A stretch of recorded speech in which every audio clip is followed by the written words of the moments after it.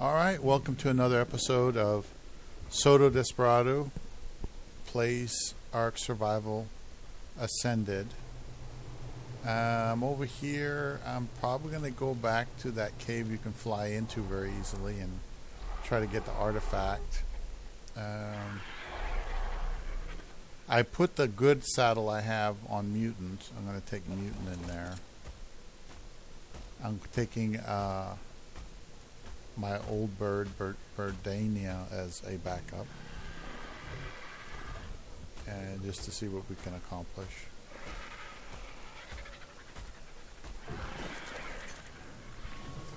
Oh, forgot to get food. Might help if I actually take lots of this prime food.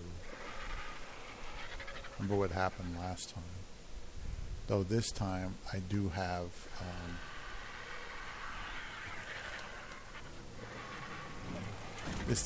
options.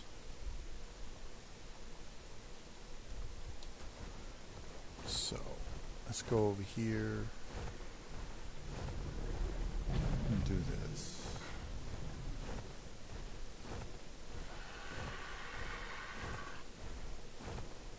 Alright, so I do have a video lined up. I hope you guys can hear me okay. It's a weird video about this guy. I think he's Canadian. He made a video about deporting illegals. And it's like the last time I checked, if you wanted to report somebody to the immigration service, that's all you have to do is you tell them where they are and they'll go and investigate. And that's it. And then, of course, you'll see them run for their lives.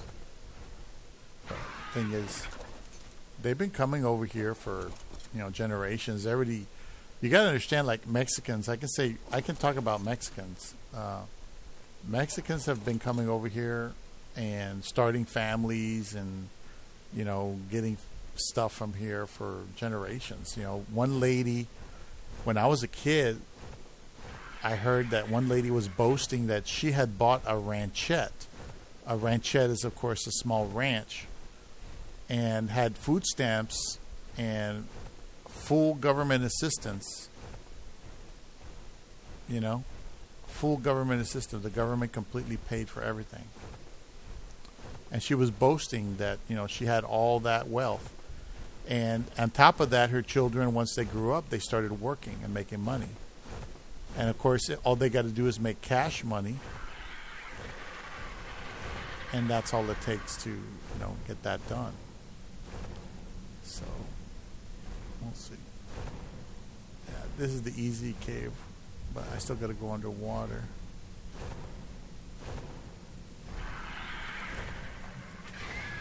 Alright, here we are. Alright, so I also have the poison stuff if I need it. I'm going to cryo this bird. Forgot to bring flippers, but it's not that long a distance.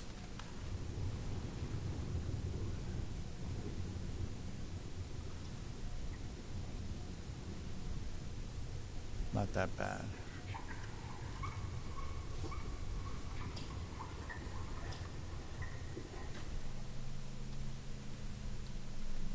Thought I heard a bug.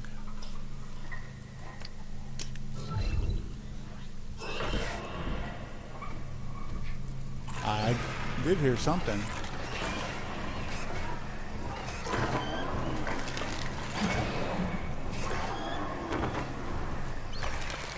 Oh, it's got that weird echo.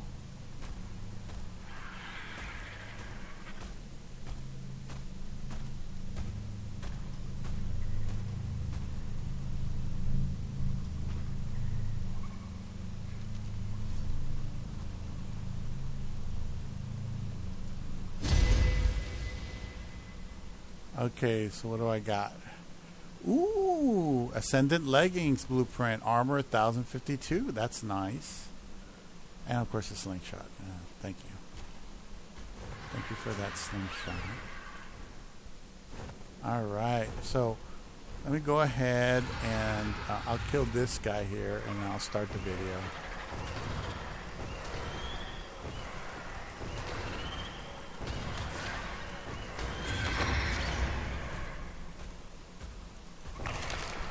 Good thing about birds is they can regenerate fairly quickly.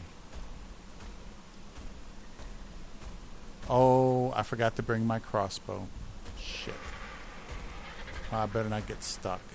Let me start the video real quick. This guy's name is Mike Martins. Tips on deporting illegals. Tried, tested, and true.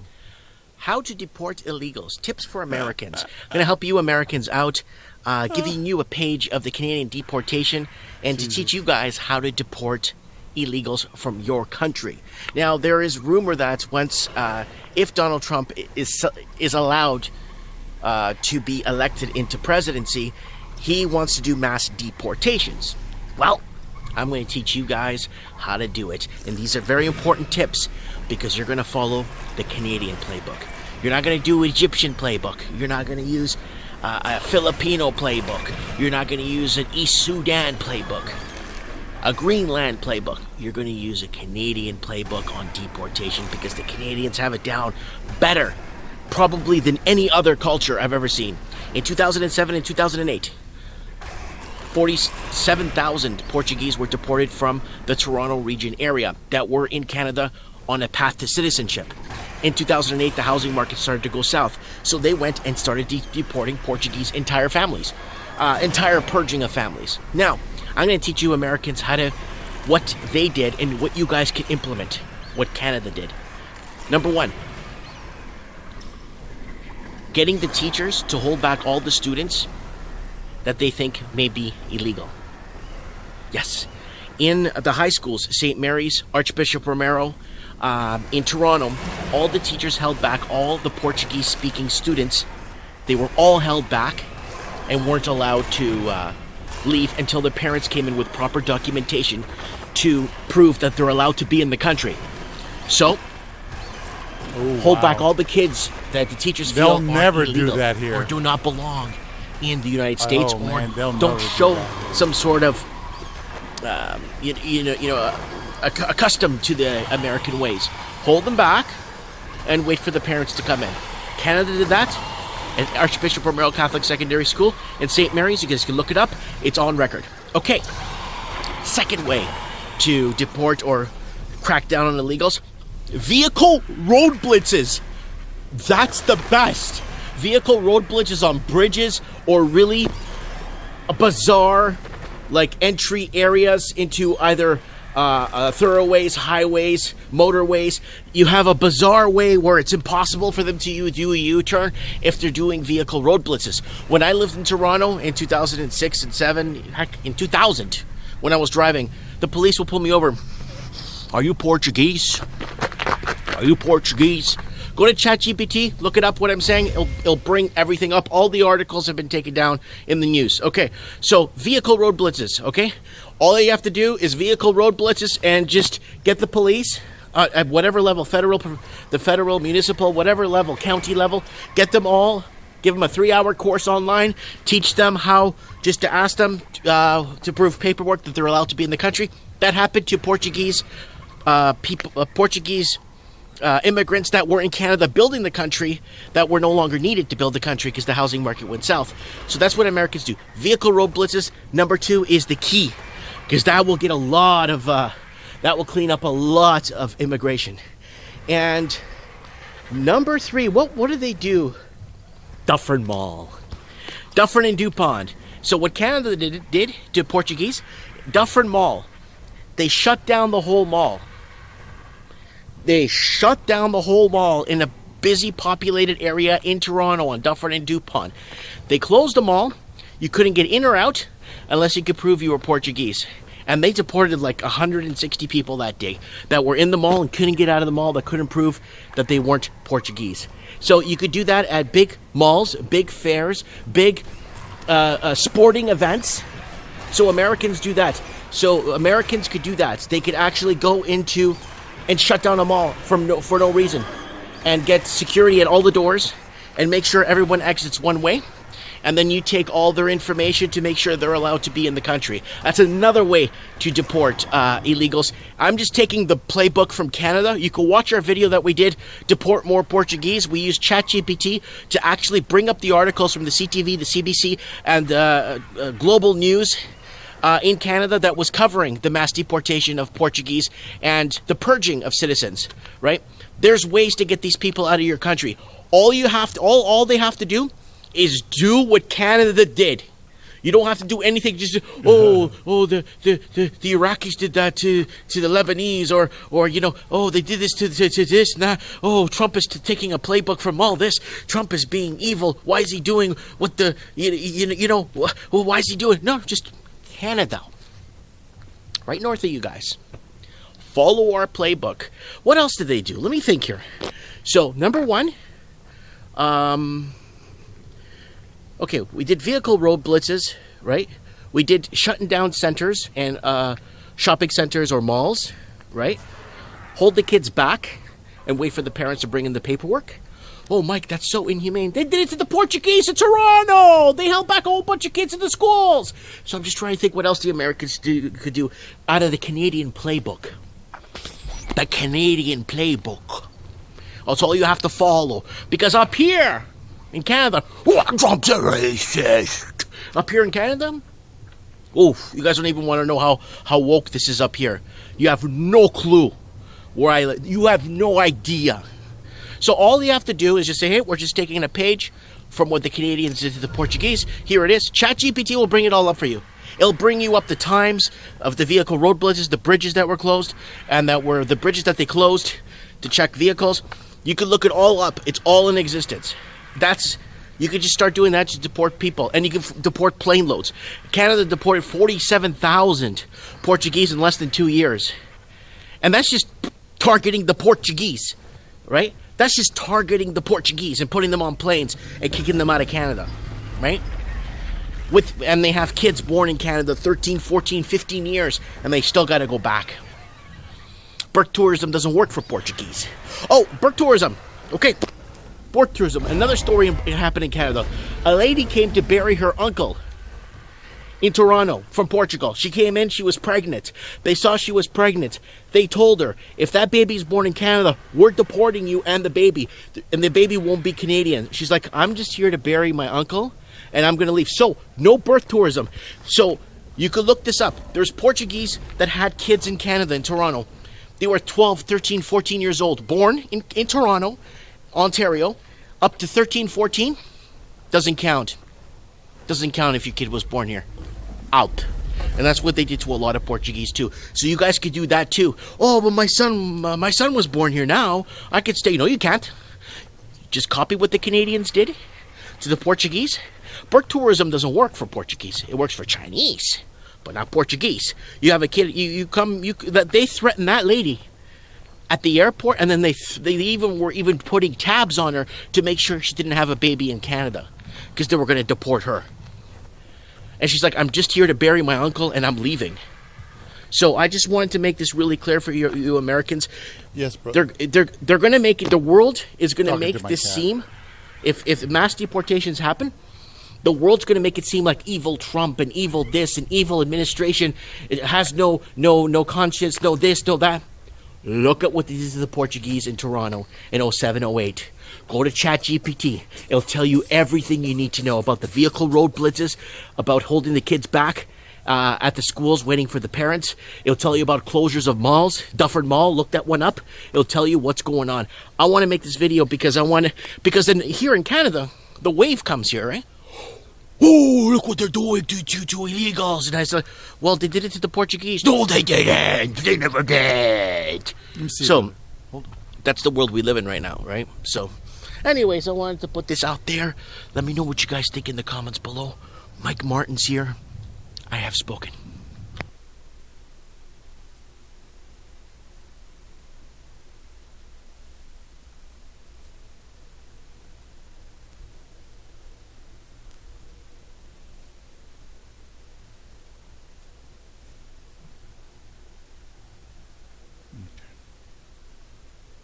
Okay, brother.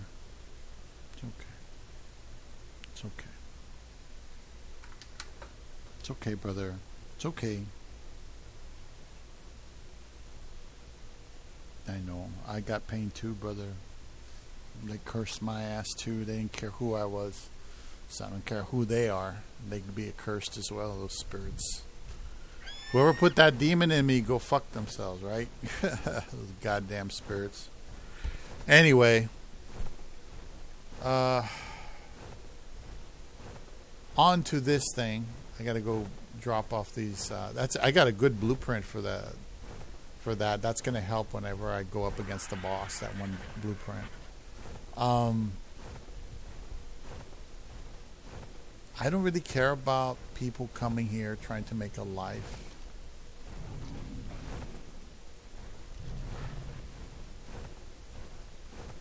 What I care about is when they come here and they start committing crimes. And they make a bunch of excuses. Like some people come here, some of these Mexicans or whatever, could be anything, would come here and, rape our women and destroy public property and things like that, That's when I get concerned, when I see them as just a fucking bunch of parasites that don't contribute. The lady that had the ranchette took advantage of the system, and she took advantage of the system in a very intelligent way, I can't say much for my people, my personal people, or shall I say, my personal people. They, where's the other one? I thought I had gotten more than that. I was so sure I got more than that. You know what? They could be in that thing over there. I'll have to check that box to see if I put them in there. But anyway, I got one of those. That's coming about.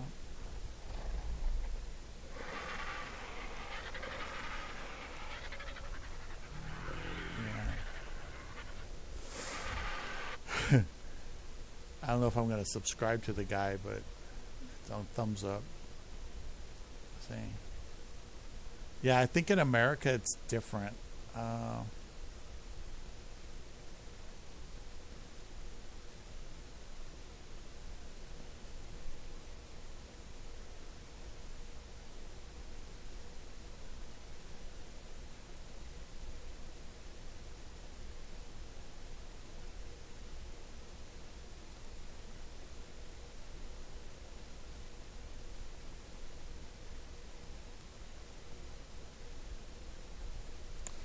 Now this lady, Dodash, she was all amazed that she got a bunch of money from YouTube. But the thing is, now she's saying why YouTube money is not consistent each month.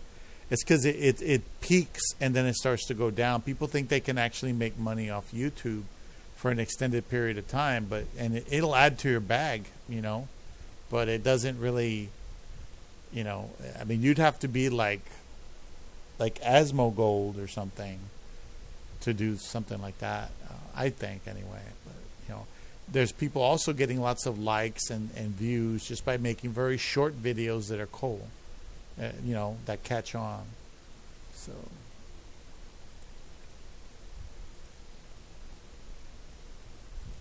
okay, all right. So that was interesting.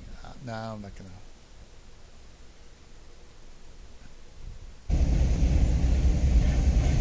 Oh, I think we already did that. No, I don't know if I did. I am subscribed. Damn, did I not delete it? I can't tell.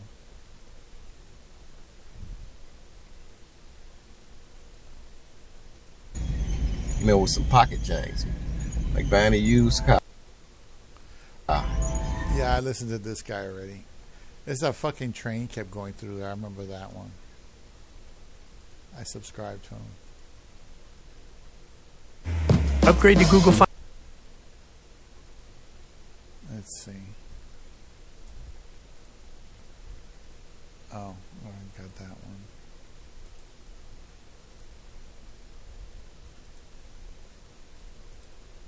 This is a new one.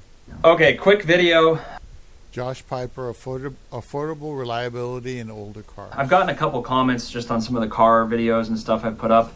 Basically, people saying that, like, the car that I bought, or some of the cars that I'm looking at are not like a real price. It is the real price. You can go on Facebook Marketplace and you can find cars that are 15, 20, sometimes even 10 years old for, maybe not 10 years old, but for a couple $1,000s. You know, all of the cars I have on there, whether it's a Camry, Corolla, Civic, Accord, some of the Saturns on there, some of the old Chevys, some of the Geos, some of the Chevy Lumina, Malibu, Maximas, that are from the 90s and early 2000s. You can find those with 120,000, 140,000 miles for like $1,500. So a guy was saying that, oh, you know, your $900 car, that's my, you know, my Saturn was $900. That's what I paid for it. Okay. That would be like a lot more today. And it wouldn't. I bought that car in 2021. You could go on Facebook right now and go look for a Saturn from 1998 or 1999 or 2000. You could find one probably with 130, 150,000 miles for like $1,500 or maybe less. Now you have to be a little bit savvy and realize you kind of got to pick through the ones that look like they've been beat to hell, and you probably want to stay away from those ones. But if you find one that has a little bit of lower miles, it looks like it's been maintained well, the person doesn't really want it anymore, you know, they're trying to get rid of it. The guy that I bought mine from initially had it listed at like $3,800 or something, but he just wanted to get rid of it. You know, he kept lowering the price. It was on there for so long. He was asking like $1,900. It turned out he didn't have the title, so I had to file for a new title and everything, but everything was fine. But some people had came and looked at it and didn't want to go through with the transaction. I know how it works with the titles and everything. This guy bought a car and never licensed it in his name. So whatever, I dealt with it. I have the title in my name, but I said, hey, he was asking I think $1,400 or $1,500. I said, I'll give you $900 for it, and he took it. So you have to kind of negotiate a little bit. Some people are in that situation where they've been using a car or whatever, and the guy didn't want to pay the registration on it or whatever, or put it into his name, so it was still in the other person's name. So that's a unique situation, but my situation removed, you can still find these cars for $1,500, $2,000 that have lower miles. The title, there's no problem there. There's no weird situation going on. I went ahead with that in my situation because I've dealt with the DMV so much. You know, the guy had literally all the original paperwork from the original owner on the car, so I was comfortable that everything was going to be fine. But even today, that car I have probably wouldn't sell for more than like $2,000 because it's a 25-year-old car with 130,000 miles on it. So I might be able to get $1,500 for it. But it has a lot of value because it's still a functional car, right? Really cheap, 40 miles a gallon, and you can, it does the same thing that any other car does in terms of getting you from A to B. So they are still out there. If you go to a dealership, forget about it. You know, a dealership probably won't even sell that car, and they're gonna want such a premium because they're trying to make money. So you need to buy the car from a private party or from someone that's just trying to get rid of the car. And if it's depreciated enough, like if it's 15 years old or 20 years old, you can get a good deal on it, and you can pay cash, and you can get a reliable car that's going to last for another 5 to 10 years probably. So it is still possible, but yeah, if you go to a dealership or you're trying to buy a car from someone that's trying to make money off of you, you're not going to end up in a good situation. So you have to understand the type of car that you're buying, the type of person that's selling it. You have to be serious, show up, and then negotiate a little bit and make an offer. And the worst they'll say is no, and a lot of the times maybe they'll meet you in the middle. Maybe it's listed for $2,000, you can get it for like $1,600. All right, but you got to be able to know kind of which car is worth looking at. Some of them really have not been maintained well, and you can tell that by the pictures. So of course I understand that sometimes it's a little bit of a risk, but you're getting a lot of the reward by, if you do a good job, you don't have to pay a lot of money, and you can get a car that will last a good amount of time. So let me know what you think. Subscribe. Appreciate any of the comments. You guys have a good evening, and we'll see you on the next one. Take care.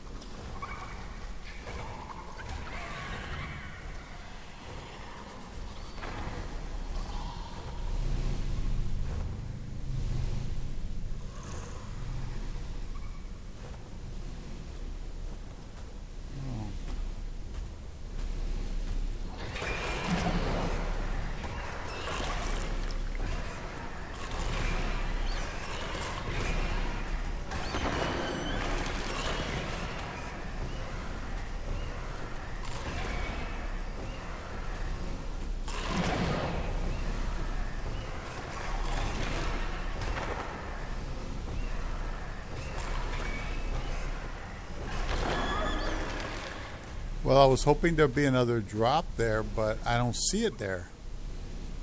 I don't see it all, which sucks. I hope the sound's good, guys. I'm speaking up. It looks like it's not recording that well. It could be set wrong or something. I don't know.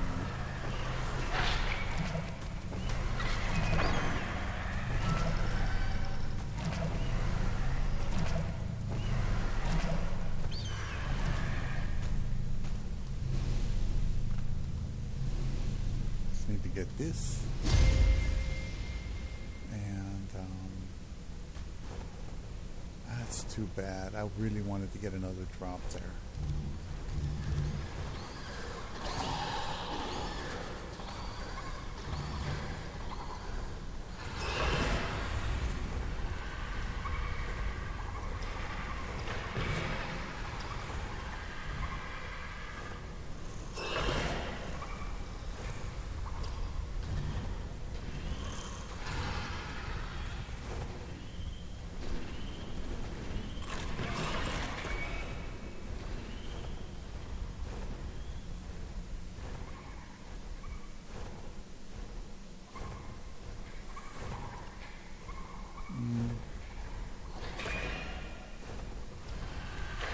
Ah, there's a drop.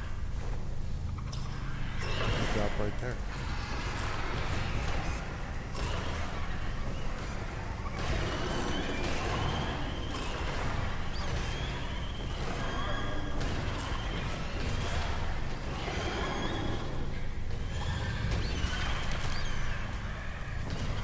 How in the world did he get up here?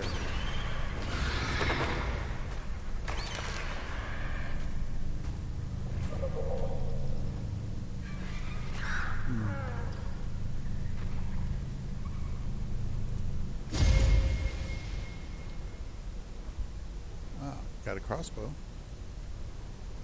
Let's put that in there just in case.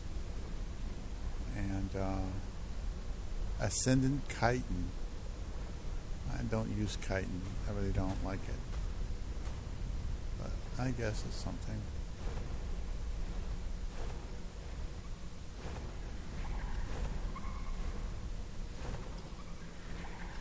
Okay, this should be way out here.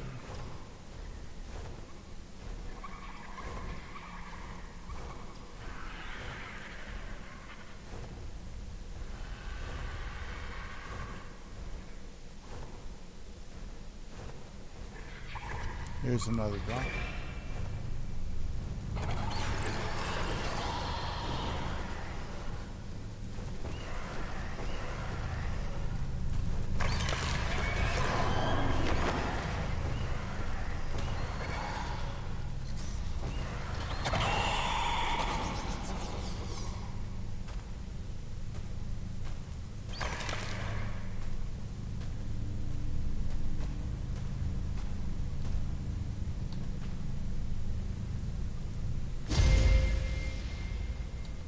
Okay, ooh, a really good Ascendant metal pick and some good hide pants.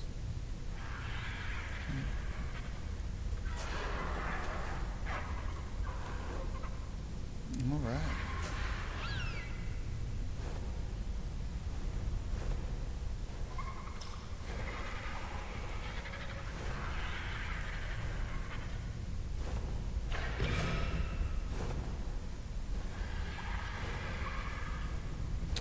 I think this is the way out. Yeah. I remember those guys came in here with baryonyx, and it's like they probably didn't think the cave was flyable, because in a lot of servers they disable flying in caves. They won't let you just fly in like I'm doing and take the shit and leave. They want you to go in there and fucking earn it. And I'm like,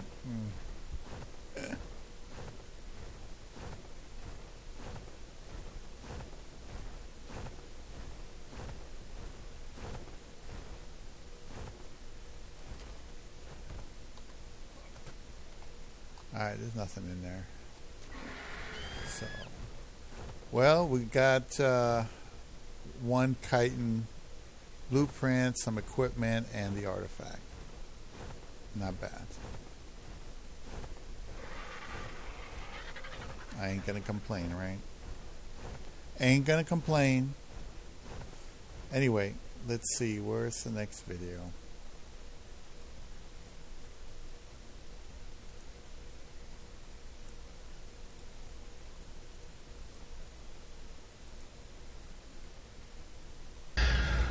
Looking for a Big Ward the Genius. This is what? A day ago.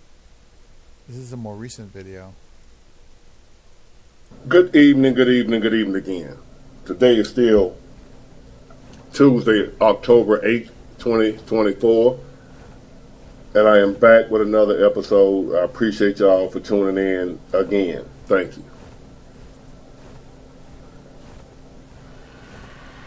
I want to run something by y'all right quick, right? I want to... I got to be careful how I say this, because I might be stepping on some big toes. So I got to be careful how I say this. So I'm hypothetically speaking, put it that way. I was listening. All right, let me go here. This is how I'm going to do this. Now, you know we just had this strike with the port. Right? We had the port strike. Everybody was scared. Everybody running to Costco and Sam Club, buying up all the toilet paper and soap and toothpaste and water. Everything you could have bought right here in America. But anyway, that's a whole nother story. But anyway, y'all went and bought up all the stuff you could have bought right here. That wasn't coming on no ship, but go figure. So anyway, with the point of what I'm trying to get to, they went on strike, had everybody scared. And they were striking for what they considered and what they feel to be fair treatment. Now, y'all might look at the salary they were asking for or whatever they were asking for. In their mind, they're asking to be treated fairly by the people they work for. That's all anybody can ask for. It ain't about whether or not we agree or you agree or whoever agreed with what was fair for them. That's between them and their boss. But we all looked at that. I know I did. And my industry, which is trucking, a lot of us looked at them guys fight for what they feel they deserve. And they pretty much got it. Now, so far they ain't got all of it, but they will. It's going in their favor, put it that way. They stood up for themselves. They had a game plan. They executed it. And it paid off. A strike. Now, my industry, which is trucking, as of right now, there's some of them that's supposedly on strike. But there's been a lot of discussions amongst truckers that we're going on strike, right? And I'm all for it. I ain't gonna lie to you. And we're a whole lot different from the port workers, considering they was already making good money, but they were still getting shortchanged because of what they was earning. They still wasn't getting, they were getting paid good money, but they wasn't getting paid fairly based on what they was doing, put it that way. Y'all looking at what they already making, but y'all ain't looking at what they pulling in. Which pretty much applies to everybody. Your job, his job, everybody working for somebody that's probably making a whole lot more than what they're paying you.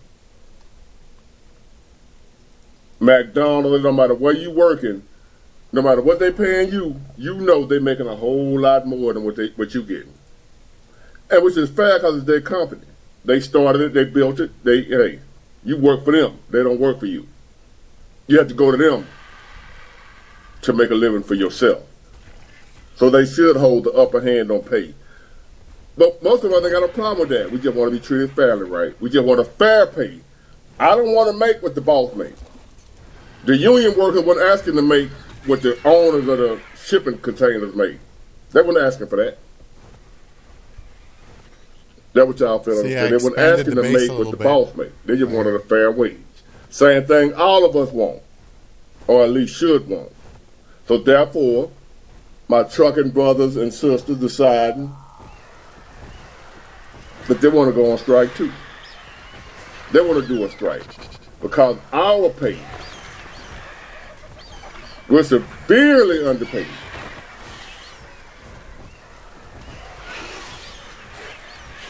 If you add up, like I said, over-the-road trucker, that's not with one of the top-paying companies. The average OTR driver, especially if he knew, the guy that's out going state to state, sleeping in the truck, gone 2 weeks at a time, 3 weeks at a time, 7 days a week, they gone. So even when they off, they ain't off because they still in the truck. So they working 7 days a week, 24 hours a day. Because even when you're off, you still with the truck. You still responsible for that load. You still responsible for the equipment. You ain't at home in your bed. I consider myself, when I was over the road, anytime I got in that truck and left, I was at work until I got back home. 24 hours a day. Now if you add up what the average trucker now they bring home compared to the time they put in, it's a little bit better than minimum wage. If it ain't minimum wage. Depending on what pay scale you're at, what company you at. Most of them is a little bit better than minimum wage, if not minimum wage. Believe it or not. Hauling that big truck you see a guy running up and down the interstate, if you put in the time, if you account for the time they put in and what they're making, you break it down by the hour, it's minimum wage. And that, now, my nephew, he bring home $1,100 a week trucking. He working 24 hours a day, 7 days a week. Do the math. Because like I said, when a trucker is out of town in that truck and he off, he still ain't off because he's still at work in the truck. He don't come home at the end of the day and go in there and take a shower and go to bed. No. I live in Mobile. I'm in Houston, Texas in the truck. I ain't off. I just ain't driving right now, but I'm not off. I'm not off until I get back home and get out that truck and into my personal car. Then I'm off. That's how that works. Get it? So do the numbers. So yes, your cousin might be bringing home $1,100 a week or whatever, $1,000, $900. Put in the hours he put in and break that down by the hour, see what he making. And then you're going to be like, so therefore, truckers are joining together now to strike. So I just want to give y'all, truckers, because I'm a very bright dude, brilliant, if I don't say so myself, I'm a genius. I'm going to tell you why the trucker strike won't work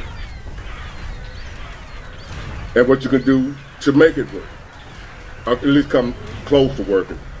Because it's two different industries. You can't look at what the union workers did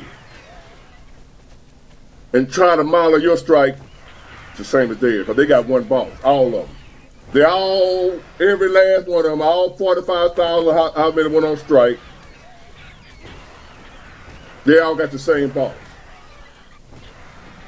They all get the check is cut from the same people. So they all suing one entity.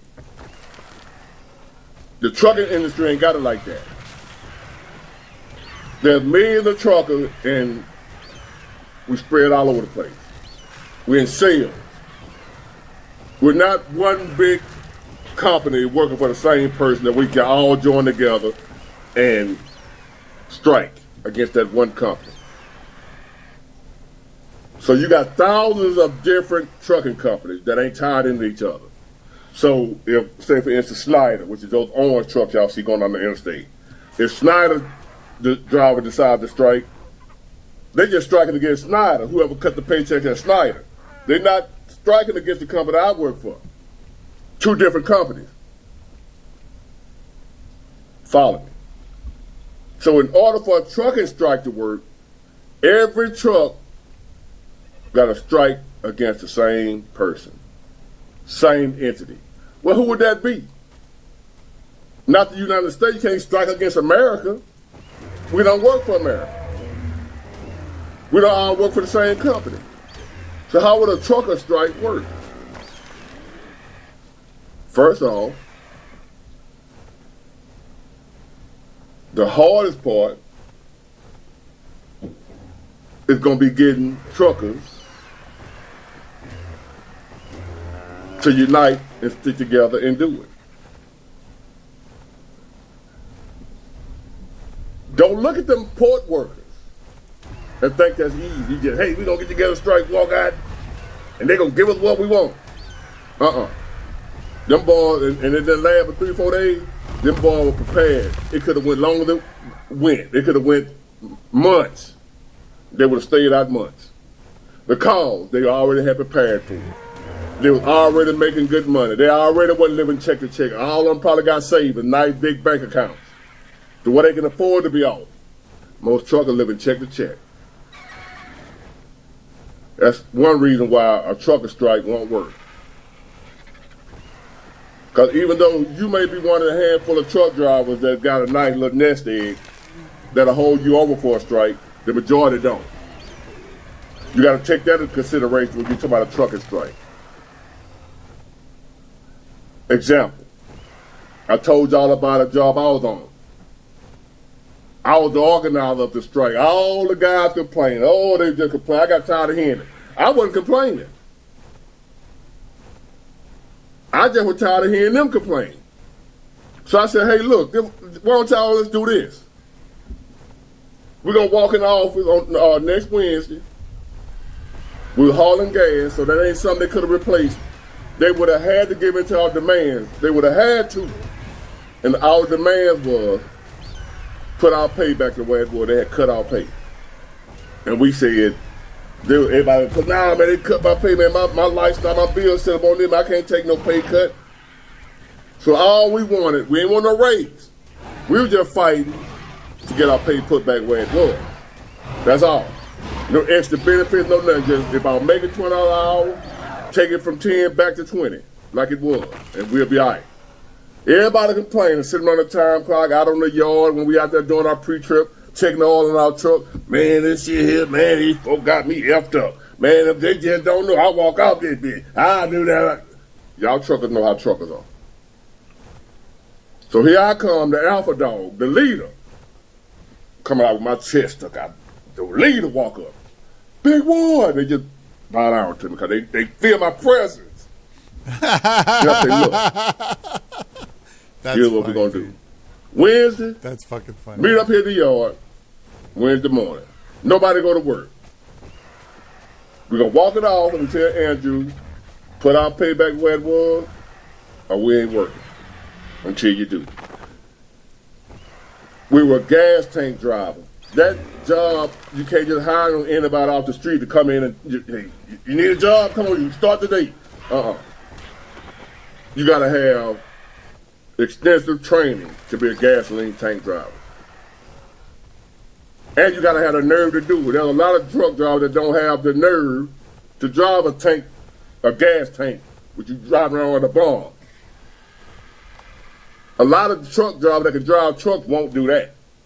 So we got the upper hand as the driver. And we weren't asking for nothing unfair. Put my money back where it was. No raise, no extra. Just put it back at $20. It wasn't 20, but whatever we're making, put it back there.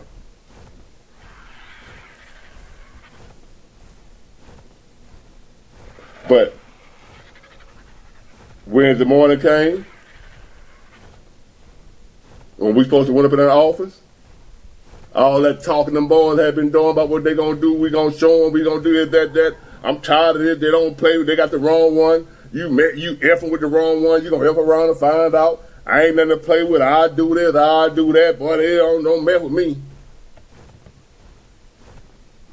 went up in that office that Wednesday morning. It was me, 2 other drivers out of 25. Wow. Me and 2 other drivers. Pussies. Nobody else showed up. Pussies. They're just pussies. We got blackballed. I ended up having to leave the company because I wasn't getting no more work. That's right. They left me hanging. They fucked you over. So that's one reason. One of the, there's more than one reason. I'm going to give them to you. But that's one of the reasons why most likely a trucker strike won't work. Them dudes come telling me they had to check with their wife. I asked them what happened. Like, man, why y'all didn't show up, man? My wife, man.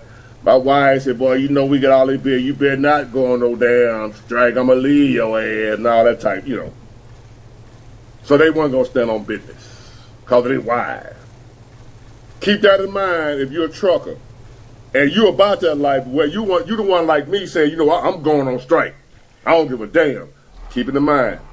It's probably going to be you and a handful of other folks. The rest of them, you're on your own. They're going to leave. You're going to end up getting blackballed or losing your job, losing your stuff. The other one, they ain't coming out there. They ain't coming. That's one reason a trucker strike won't work. We ain't united. We talk, but we ain't going to do nothing. Most of us. I will, but it ain't many. We rather just complain than do something. Second, like I said, we don't all have the same boss. We don't all work for the same company. So who you going to strike against? If you work for Mr. Charlie and he work for Mr. Jackson, how y'all going to strike and y'all work for 2 different companies? Mr. Charlie ain't got nothing to do with what Mr. Jackson doing. How y'all going to strike 2 different companies? Usually a strike like AT&T, the auto workers or whoever, they all striking against the same company. They got one common enemy. Trucking, we got thousands of common enemies. So the only way it would work is for you owner operators with your own authority, what have you. Are you an owner operator? Pick a date. And from this day forward, let the broker know. We're not running no loads less than just pick a number, say 350 a mile. I'm just an example. It might be more than that. Y'all got to come up with it. All you guys that are dealing with brokers all over America, let this video spread it, share it. All you owner operators, owner authorities, this, that are dealing with load boards and brokers and stuff like that, all y'all, now y'all can make something happen. Y'all can make something happen. Company drivers can't. Because they driving for a whole bunch of different companies. They're hoping you never find out about this. Drivers, if you pay for your own car...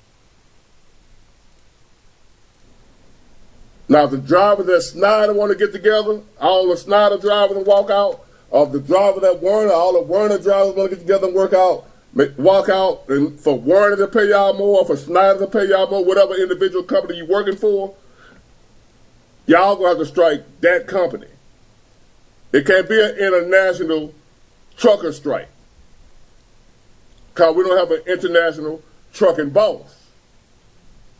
Like the port workers do. They got one employer. No matter what port they working at, the ones that went on strike all work for the same boss. So that's how they was able to strike. From East Coast to the Gulf Coast, those ports that went on strike all work for the same people. They're just in different locations, same boss.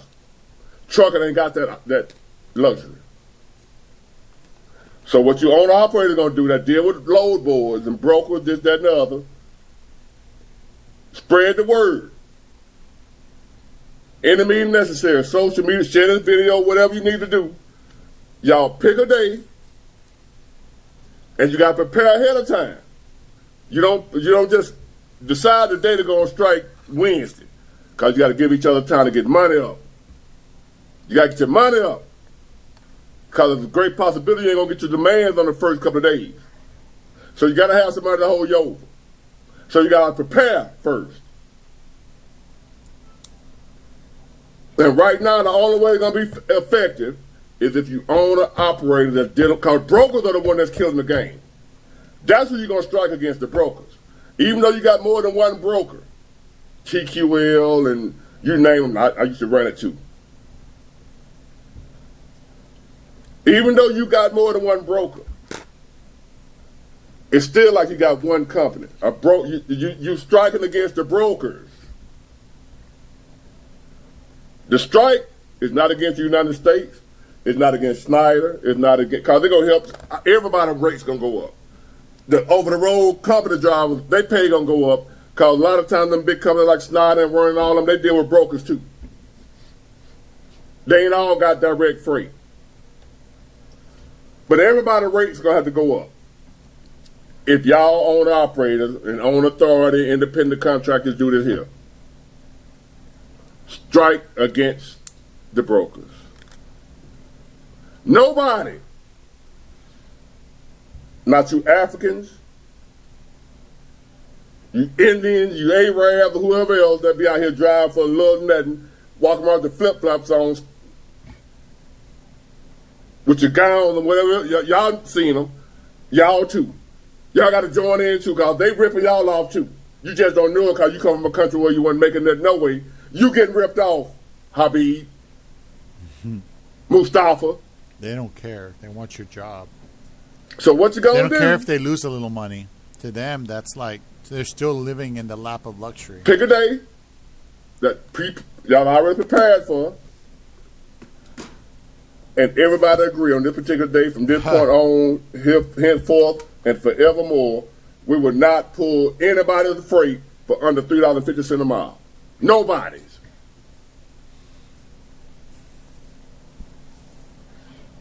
The brokers, what they gonna do? They got their own trucks. What they gonna do? They ain't gonna have no choice. The brokers need you just as much as you need them. The brokers are treating us like we need them, but they don't need us. Because they know that if you don't take the load, another driver will come right along and take it for less than you were going to take it for. But if they know that all truck drivers are in one accord, as in ain't none of us pulling your freight, the minimum wage for freight is $3.50 a mile. I don't care what your broker company name, TQL, I don't care who you are. If you ain't paying $3.50, nobody pull your load. Now, truckers, what you gonna do? What you gonna do? The strike is against the brokers, not against America, not against the American people. Does your internet bill keep getting higher? That's because promo pricing is full of surprises at Google. And you won't be shutting the economy down. You'll be shutting the broker down. Freight still get moved to companies that got direct freight. The majority of people who are complaining about truckers' pay is owner-operators. The company drivers ain't too much complaining. They don't know no better, most of them. It's the ones who trying to build their businesses, who we getting screwed over having to deal with these brokers. I just laid out the blueprint for you. I'm not Jimmy Hoffa. I'm not no union boss like the dude on there. I'll cripple you. I'm not that guy. I'm just Big Ward on YouTube, and I'm telling you how to do it. The strike, if you're going to strike as a trucker, it's got to be the independent truckers against the brokers. I don't care who the broker is. You on them load board, the DAT board, the trucker, whatever the name are, whatever load board you own, or direct freight, or whatever you're doing. From now, we all in accordance, in agreement. None of us would pull a load on the 350. Nobody. So they can't go call somebody else when you turn the load down. Well, I just call Habib. He'll do it. You got to talk to Habib. Everybody, if you don't do that, you're wasting your time. You're wasting your time. If you can't get all truck drivers, the ones who do broker freight, to say no load on the 350. And we got to trust each other. I am not pulling a load for under $3.50 a mile. and your other drivers got to be down with you, they ain't gonna touch a load for under 350. And once the broker find out that we ain't bullshitting, ain't nothing. When they find out that we can't call nobody, ain't nobody accepting no low 2025. I'm gonna pay you 225. It's gonna pay. When everybody say, "Nah, that's all right, 350." No, no. When everybody on the same page, every trucker, and that will never fucking happen. we gotta have a set rate. Like if the country got a minimum wage, trucking, we got to determine what our minimum wage gonna be, and we got to stand on business. For owner operator, $3.50 a mile, no less, and up. But I'm doing no less than $3.50, or whatever number y'all come up with. I'm just giving you a baseline. Inflation, your fuel, your tires, y'all know what you got to pay. How y'all out here running for $1.50? You ain't making no money. You know, be a company driver. I know it feels good to be your own boss. That's why I'm doing it. But I ain't. The only reason I don't make no money is I ain't working. If I'm working, I'm getting paid. Other than that, I ain't finna do it. The only way I don't make no money in what I got going on is I ain't working. I'm off. Y'all out there running and ain't making no money. That's uncivilized. So follow behind your union brothers and make something happen. Get this word out. Talk amongst each other at the truck stops in different places. Come up with a game plan on the, not just lay out the game plan, but come up with a date and start from that day forward. When you call a broker, you let the broker know I'm not running. Everybody say the same thing. They got a load on the board. You call them, let them know that load they're paying $1.85. I do it for $3.50. Nah, that's all right. That's all I got in it. You know how to tell you. I know what I'm talking about. That's all I got in it. Well, you gonna haul it yourself. You might as well go get your pickup truck and haul it your goddamn self. Cause I ain't doing it. Y'all hear me? If you stick to that game plan, I guarantee the trucking industry will be right back rolling. Get it, got it, good. Bye. Mm-hmm. It's all about just not working ourselves to the bone. It's too late for that shit. That shit does not work. That, you know, the reason why, I hope you can see the screen. The reason why the old unions worked is because the mob was behind them, pushing and coercing people into compliance, massaging them. You see it in all the old movies where the mob was influencing them. Nowadays, that's an old establishment, and they got everybody in there. So that's why they're a force to be reckoned with. What he's talking about is starting a union from scratch where everybody is complicit, and it doesn't, you know, most people just don't give a fuck. Oh, I'll do it for $1.50, $1.50. You know, they don't care as long as they get the work. You know, I'm like that too. You know, I'm getting paid almost double what I used to get paid when I first started 6 years ago. It took about 6 years for me to almost double my money. And that's without me asking for more money, because every time I asked for more money, you know, I think a couple of times they gave me some small raises just to shut me up. Either way, they're not paying because they don't have to. They don't value my work. They don't value me.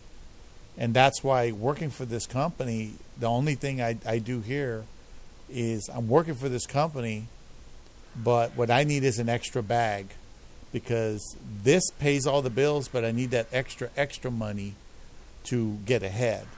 And I was saving a little bit of money before and able to go out and do some things, but now I can't even go out with my friend. You know, I only do that like once a week, and, you know, I have to watch my spending. I just have to watch it really closely now. We no longer have tolerance.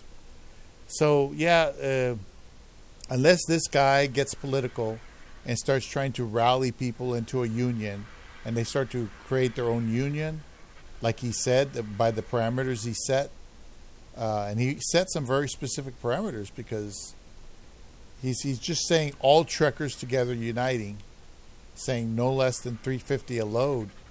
I mean, that's not possible. If that doesn't work, they'll use the migrants to do it, and give the migrants. They'll give the migrants a steady paycheck, and the migrants will do it. They don't care. They got nothing to lose. They're desperate. That's the thing. But anyway, it's been an hour and 2 minutes. I'm going to take a break, see what I can get something to eat. And you guys have a good one. Bye-bye. Thanks for watching.